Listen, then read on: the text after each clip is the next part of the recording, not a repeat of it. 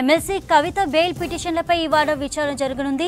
ED CBI కేసుల్లో మధ్యాహ్నం 2 గంటలకు రౌస్ అవెన్యూ కోర్టులో వాదనలు జరగనున్నాయి.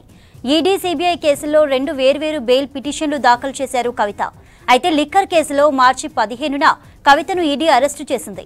10 రోజుల ఈడీ కస్టడీ తర్వాత జ్యుడిషియల్ రిమాండ్ విధించింది. తీహార్ జైల్లో ఉన్న కవితను ఏప్రిల్ 11న సిబిఐ అరెస్టు చేసింది. జ్యుడిషియల్ రిమాండ్ విధించడంతో తీహార్ జైల్లో కవిత ఉన్నారు. కవిత వేసిన పిటిషన్లపై కోర్టు ఏం చెబుతోందోనని ఉత్కంఠ నెలకొంది. మనీ డీటెయిల్స్ ఢిల్లీ నుంచి మదర్ అందిస్తారు. మదర్, కవిత పిటిషన్ల విచారణపై అప్డేట్స్ ఏంటి?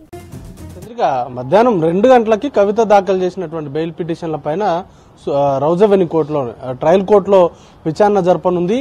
ఇప్పటికే ఈ కేసుకు సంబంధించి సిబిఐకి ఈడీకి రెండింటికి కూడా గతంలోనే నోటీసులు ఇచ్చారు. మధ్యంతర బెయిల్ పిటిషన్ కు సంబంధించినటువంటి వాదనల సందర్భంలోనే ఈడీ కవితకు సంబంధించినటువంటి బెయిల్ పిటిషన్ కు సంబంధించి అపోజ్ చేస్తూ ఇటు మధ్యంతర బెయిల్ పిటిషన్ అపోజ్ చేస్తూ అలాగే రెగ్యులర్ బెయిల్ ను కూడా అపోజ్ చేస్తూ అప్పుడే ఫైనల్ సబ్మిషన్ అనేది కూడా చేశారు. ఇంకా సిబిఐ నిన్న 20వ తారీఖు వరకు వారికి టైం ఇచ్చారు. 20వ తారీఖు లోపు కవిత దాఖలు చేసినటువంటి పిటిషన్ల పైన సమాధానం చెప్పాల్సిందిగా వారికి ఆదేశాలున్నాయి. ఈ రోజు వాదనల సందర్భంగా వీటికి సంబంధించి ఈడీ అలాగే సిబిఐ సబ్మిట్ చేసినటువంటి అంశాలపైన అలాగే కవితకు సంబంధించి ఏ గ్రౌండ్స్ పైన బెయిల్ అడుగుతున్నారనే దానిపైన వాదనలు నడుస్తాయి. ముఖ్యంగా కవితకు సంబంధించి హెల్త్ గ్రౌండ్స్ ని ప్రధానంగా చూపెట్టారు. అనారోగ్య సమస్యలు ఉన్నాయి, దాంతో బెయిల్ మంజూరు చేయాల్సిందిగా విజ్ఞప్తి చేయడంతో పాటు ఇటు ఎలక్షన్ సంబంధించి బీఆర్ఎస్ పార్టీ తనను స్టార్ క్యాంపెయినర్ గా అనౌన్స్ చేసి ఉన్నారు కాబట్టి తన ఎలక్షన్ లో ప్రచారంలో పాల్గొనాలి కాబట్టి బెయిల్ మంజూరు చేయాల్సిందిగా మొత్తంగా 2-3 కారణాలను అయితే చూపెట్టారు. ఒకటి, గతంలోనే మధ్యంతర బెయిల్ సందర్భంలో పిఎంఎల్ఏ యాక్ట్ సెక్షన్ 45 కింద మహిళా ప్రజాప్రతినిధి ఈ అంశాలను దృష్టిలో ఉంచుకొని బెయిల్ మంజూరు చేయాల్సిందిగా ఆమె కోర్టును ఆశ్రయించారు. అయితే అప్పుడు తన చిన్న కుమారుడు ఎగ్జామ్స్ ఉన్నాయి, దానికి సంబంధించి బెయిల్ ఇవ్వాల్సిందిగా మధ్యంతర బెయిల్ ఇవ్వాల్సిందిగా విజ్ఞప్తి చేస్తే ఇటు ఈడీ తీవ్రంగా అపోజ్ చేసింది. చిన్న కొడుకు ఏం ఒంటరిగా లేడు, ఆ ఎగ్జామ్స్ సంబంధించి ఆయనకు సంబంధించి చూసుకోవడానికి ఇతర కుటుంబ సభ్యులు ఉన్నారు. ఇప్పుడు కేసుకు సంబంధించి చాలా పురోగతిలో ఉంది కేసు. కవితను బయటకు పంపిస్తే, ఎందుకంటే గతంలో ఎవరైతే అప్రూవర్ గా మారారో వారిని బెదిరించినట్టుగా తమ దగ్గర సాక్ష్యాధారాలు ఉన్నాయి కాబట్టి ఇప్పుడు కవితను బయటకు పంపిస్తే బెయిల్ ఇస్తే ఈ కేసు విచారణ అనేది దానిపైన తీవ్ర ప్రభావం పడుతుందంటూ కూడా ఈడీ అపోజ్ చేసింది. ఇప్పుడు మధ్యంతర బెయిల్ కు సంబంధించి అదే ఆర్గ్యుమెంట్స్ ఉంటాయి, అలాగే రెగ్యులర్ బెయిల్ కు సంబంధించి కూడా ఇదే ఆర్గ్యుమెంట్స్, ఈడీకి సంబంధించినటువంటి ఫైనల్ సబ్మిషన్ అంటూ కూడా గతంలోనే చెప్పారు. ఇక ఈ సిబిఐ ఏం చెప్తుందా అనేది కూడా చూడాల్సి ఉంటుంది. అయితే సిబిఐ కూడా మొన్న కస్టడీకి సంబంధించినటువంటి జ్యుడిషియల్ కస్టడీకి సంబంధించినటువంటి పిటిషన్లకు తీవ్రమైనటువంటి ఆరోపణలు చేశారు. ఇటు శరత్ చంద్రారెడ్డికి సంబంధించి తనను బెదిరించారు, తనకు సంబంధించి ఢిల్లీ లిక్కర్ పాలసీకి సంబంధించి ఢిల్లీ మద్యం వ్యాపారంలో 5 జోన్లు ఇచ్చినందుకు ఒక్కొక్క జోన్కు 5 కోట్ల రూపాయల చొప్పున డిమాండ్ చేశారు. తను ఇవ్వనందుకు తనను హైదరాబాద్ లో బిజినెస్ చేయకుండా చూస్తానంటూ బెదిరించినట్టుగా ఈడీ సిబిఐ ఆరోపణలు చేసింది.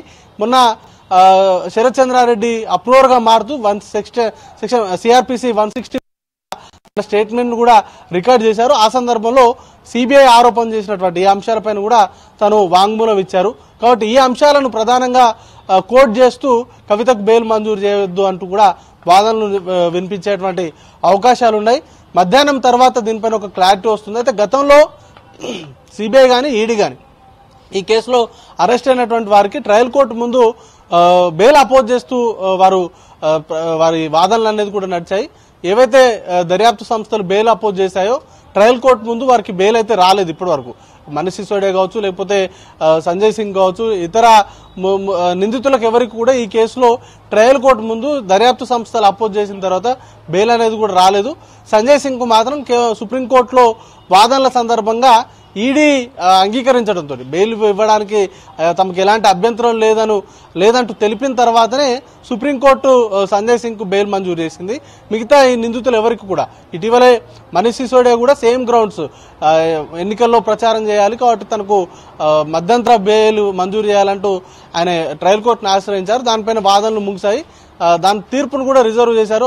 దాంట్లో ఆయనకి ఏమైనా ఉపశమనం వస్తుందో లేదో చూడాలి. ఎందుకంటే గతంలో ఆయనకు మధ్యంతర బెయిల్ వచ్చినప్పుడు సందర్భాల్లో కూడా కేవలం తన భార్యకు సంబంధించినటువంటి తీవ్ర అనారోగ్యంతో ఉన్నారు, తనకు సంబంధించిన ట్రీట్మెంట్ అనేది చేయించాల్సింది ఉంటుందంటూ తను పిటిషన్ దాఖలు చేస్తే దాన్ని కన్సిడరబుల్ చేశారు. అలాగే ఇతర నిందితులు కూడా చరచంద్రారెడ్డి కావచ్చు, లేకపోతే మిగతా నిందితులు వారికి కూడా కేవలం ఈ హెల్త్ గ్రౌండ్స్ కు సంబంధించినటువంటి అంశాలను పరిగణలోకి తీసుకొని మాత్రమే బెయిల్ మంజూరు చేసినటువంటి కవితకు సంబంధించి కూడా తను ఈ మూడు అంశాలను అందులో ఉంచారు. ఒకటి హెల్త్ గ్రౌండ్స్, మరొకటి ఎన్నికలకు సంబంధించినటువంటి క్యాంపెయిన్ కావచ్చు, వీటన్నిటిని కూడా మెన్షన్ చేశారు. కాబట్టి చూడాల్సి ఉంటుంది మధ్యాహ్నం తర్వాత బెయిల్ మంజూరు అవుతుందా లేదా అనే దానిపైన ఒక క్లారిటీ వస్తుంది. 23 వరకు కూడా కవితకు జ్యుడిషియల్ కస్టడీ ఉంది. రేపటితోటి జ్యుడిషియల్ కస్టడీ ముగుస్తుంది. రేపు ఒకవేళ ఇప్పుడు ఈ రోజు కనుక తనకి ఏదైనా 2 కేసుల్లో ఉపశమనం లభిస్తే కవిత బయటకు వస్తుంది. కానీ 2 కేసుల్లో కూడా ఇప్పటికే సిబిఐ కావచ్చు, లేకపోతే ఈడీ కావచ్చు తీవ్రంగా అపోజ్ చేస్తున్నారు. అప్రోర్స్ గా మారినటువంటి వ్యక్తుల్ని బెదిరింపులకు పాల్పడుతున్నారు అనేది ప్రధానమైనటువంటి ఆరోపణ. అలా దాంతో పాటు గతంలో డిజిటల్ డివైజులు, ముఖ్యంగా ఫోన్లలో ఉన్నటువంటి డేటాను ధ్వంసం చేశారు, ఫోన్లను ఫార్మాట్ చేశారు అనేది మరొకమైనటువంటి ఆరోపణ. కాబట్టి ఖచ్చితంగా ఈ కేసుకు సంబంధించి ఇన్ఫ్లుయెన్స్డ్ పర్సన్ బయటకు వస్తే సాక్ష్యాధారాలను ప్రభావితం చేయడంతో పాటు కేసు విచారణను కూడా ప్రభావితం చేసేటువంటి అవకాశం ఉంటుంది. కాబట్టి బెయిల్ మంజూరు చేయొద్దంటూ కూడా వాళ్ళు వాదనలు వినిపిస్తుంటారు. అయితే ఈ కేసుకు సంబంధించి ఈ అంశాలను సిబిఐ, ఈడీ సంబంధించినటువంటి న్యాయవాదుల అంశాలను పరిగణలోకి తీసుకుంటారా, లేకపోతే కవితకు సంబంధించి ఆమె పేర్కొన్నటువంటి హెల్త్ గ్రౌండ్స్ ను దృష్టిలో ఉంచుకొని బెయిల్ మంజూరు చేస్తారనే దానిపైన మరి కాసేపట్లోనే క్లారిటీ రానుంది చంద్రిక. Right mother.